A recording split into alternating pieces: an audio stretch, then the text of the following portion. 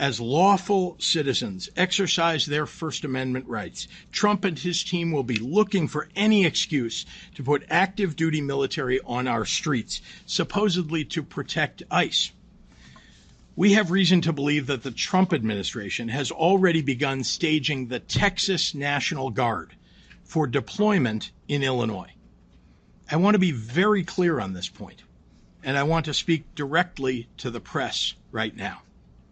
We know before anything has happened here that the Trump plan is to use any excuse to deploy armed military personnel to Chicago. If someone flings a sandwich at an ICE agent, Trump will try and go on TV and declare an emergency in Chicago. I'm imploring everyone, if and when that happens, do not take the bait.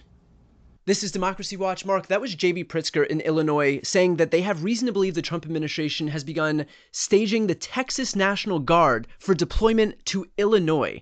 I really don't know where to start in all of this, but I guess the natural question, first and foremost, the legality of being able to send one state's National Guard answerable to a president whose political views align with that state to another state where the leadership's political views don't align with the president. I mean, this just seems, feels kind of Civil War-ish, but just first and foremost, the legality of this move. This is a dark moment. I mean, this is an existential threat to democracy that we have not seen from Donald Trump, even with all of the stuff he has pulled so far.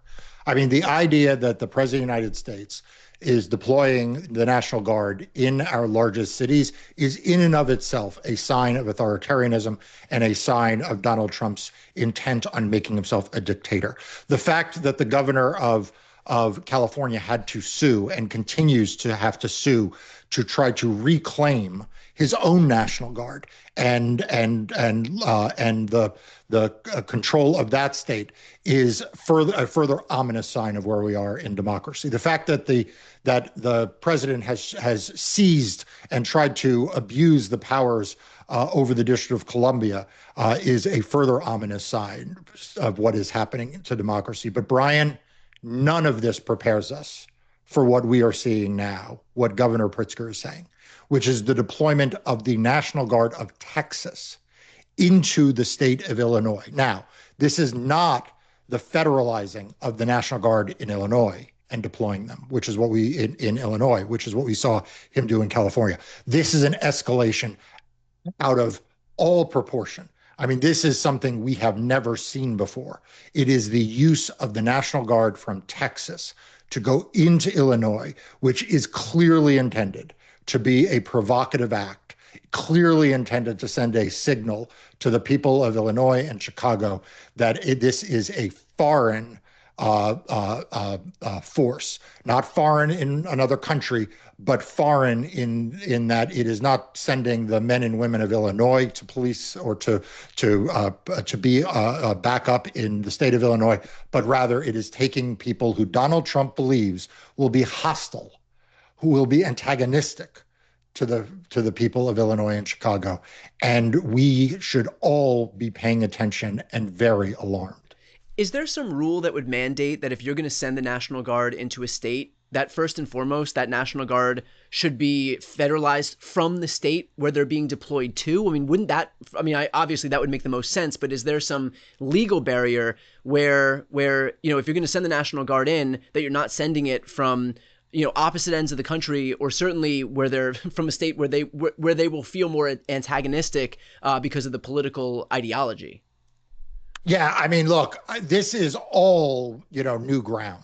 I mean, we just don't have any historical precedent for this. We don't have any guideposts to say that this is permissible under the Constitution or under federal law. I am sure it's going to be challenged in court. And I hope for the sake of our country, I hope for the sake of democracy, that a court puts an end to this madness. I mean, this is getting extremely dangerous very, very fast, Brian. I mean, the thing that immediately comes to mind is the actions of dictators and authoritarians in other countries, whether it is Putin in Russia or it was after the Tiananmen Square massacre in China. We saw dictators send in troops from other parts of the country right? They sent in troops who would not be sympathetic to the local population to quell democracy efforts. And I got to say, Brian, the idea that Donald Trump is playing those kinds of games and that that he is going to escalate in this fashion is incredibly alarming. It should be of concern to everyone who cares about democracy. It should, by the way, be concerning to red state governors and red state citizens. How would you like it? How would you like it, Kristi Noem, if the New York National Guard had been sent in to South Dakota? Yeah. Greg Abbott, how would you like it? How would you like it if we sent the Washington State Guard into Texas under a Democratic president? I mean, this is the kind of provocative act that is being taken by someone who wants to create a constitutional crisis. And I fear he's going to get one. Brian, think about how far we have come.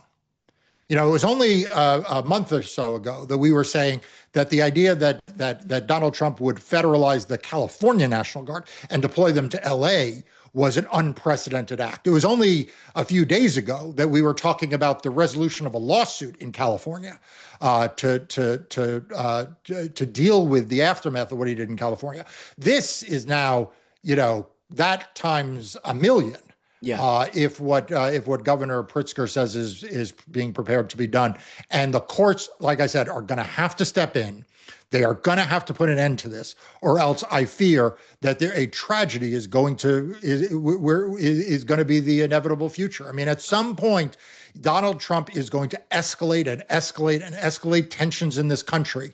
And the courts need to step in and put an end to this absolute authoritarian nonsense that he is doing. It is enough already. Mark, how does the recent California victory over Donald Trump? Gavin Newsom sued Donald Trump against the deployment of these troops. Newsom won. We're not sure yet, as of this recording, if the Trump administration is going to appeal. But how does the fact that he's lost this case and therefore lost his pretext to be able to do it, how does that impact the prospect of Trump then deploying troops into yet another state? Again, this is, you'd think Donald Trump might have learned a lesson from that. But instead, he has just escalated. He's escalated and escalated. And that's what he does. And this is the problem with the way in which too many politicians in this country act like Donald Trump should not be taken seriously.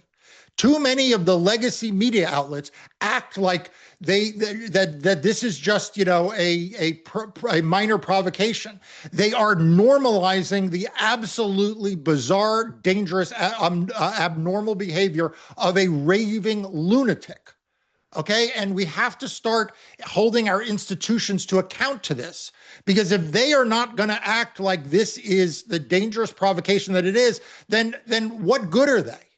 And so, to answer your question directly, look, it is obviously helpful precedent to the extent a district court decision in California is ever going to be precedential to a judge in Illinois. It's better than nothing. Yeah. But the fact that on the heels of that loss, this is what Donald Trump does. Right. We need to wake up and recognize the threat that this country is under. Yeah. And look, no one has been more clear-eyed about that threat than you. For everybody watching, that much is clear. One small step that we can all take to amplify Mark and his team, their voice, as well as the fact that they are fighting these battles in the courts where it matters, is to subscribe to Democracy Docket, which is the news outlet he founded to focus on everything voting in elections. I'm going to put the link right here on the screen and also in the post description of this video. Again, that is the best way to support his work, amplify his voice, and also help his efforts. And Brian, before we go, I want to add one other thing. You and I did a video about the fact that that various Republican-led states were volunteering their National Guard to Washington, D.C. And too many people who are in positions of responsibility in the news media, in civil society, in the business community, they kind of look the other way. I mean, I remember you and I talking about this, about, West Virginia and I think they were the first one, and then there were a bunch of others, and what a dangerous situation that was. But people were like, well, that's just the District of Columbia. It's a federal city. And, who cares what happens to the people of the District of Columbia? I'll tell you who cares what happens to the people of the District of Columbia. I do. You do. Anyone who's an American citizen should care what's happening to the people of the District of Columbia. They didn't deserve this. And now we're seeing it replicated because not enough people were willing to stand up. Not enough people were willing to speak out when it was the District of Columbia. So now we're going to see it in another blue state. And you know what? I fear, again, not enough people will stand up and speak out. The legacy media will normalize it because they figure, well, that's just, Donald Trump doesn't like J.B. Pritzker. Well, what happens when it's in Maryland? Then they'll say, well, that's just Maryland. It's Baltimore. And because Westmore may run for president. Well, how many states do we need to see Donald Trump do this to before it finally hits home to people that this is a crisis? So I want to thank you for promoting Democracy Docket and for people to subscribe. But people need to also be paying attention to this channel because, Brian, you are the person who's every day bringing them the news and information and analysis that they need to know about this and covering the stuff that, frankly, the legacy media is asleep at the switch on. Wow. So I'm proud to be your partner in this series. I love what you do with Glenn, what you do with so many of the guests, the interviews you do with the governors. So I hope everyone takes a second to subscribe to this channel as well. Well, I appreciate that. And again, if you are not yet subscribed to Democracy Docket, links on the screen and also in the post description. Do yourself a favor. It is an amazing outlet, an amazing resource that I use on a daily basis. So go ahead and subscribe. I'm Brian Tyler Cohen. I'm Mark Elias. This is Democracy Watch.